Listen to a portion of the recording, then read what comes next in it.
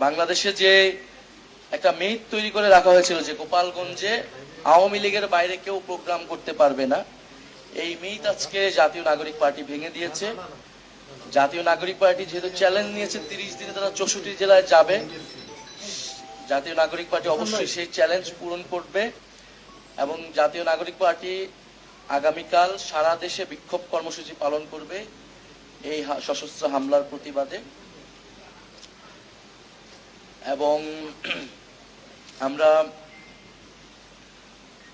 আমাদের যে ফরিদপুরের পথসভা কালকে থাকবে, আমরা সারা দেশের মানুষের প্রতি আহ্বান রাখছি, সরকার এবং প্রশাসনের প্রতি আমরা আহ্বান রাখছি যে গোপালগঞ্জের আমরা কিন্তু গোপালগঞ্জে আমরা বা যে কোনো জেলায় যখন আমরা যাই প্রশাসনের সাথে কথা বলেই যাই, সিকিউরিটি ক্লিয়ারেন্স নিয়ে যাই। গোপালগঞ্জে কিন্তু একইভাবেই যাওয়া হয়েছে, সেখানকার আইন শৃঙ্খলা বাহিনী এবং প্রশাসন আমাদেরকে যে ডিরেকশন দিয়েছেন, যে রুটে যেতে বলেছেন, আমরা কিন্তু সেভাবেই গিয়েছি এবং আসার সময় সেভাবেই এসেছি।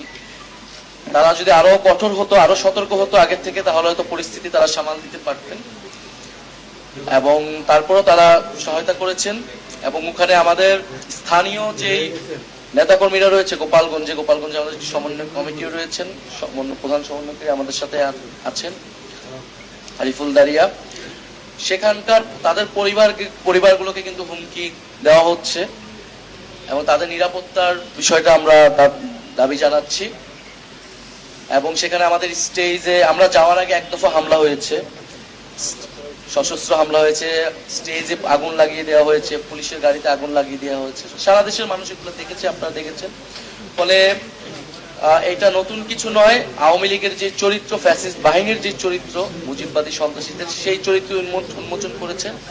ফলে আমরা মুজিববাদীদের বিরুদ্ধে আমাদের যে লড়াই, যে সংগ্রাম, সেই সংগ্রাম আসলে শেষ হয়ে যায়নি।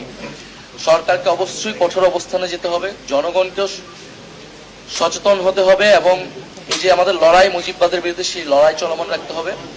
আমরা আজকের এই প্রেস ব্রিফিং থেকে দাবি জানাচ্ছি যে পুরো ঘটনার সুষ্ঠু তদন্ত করতে হবে।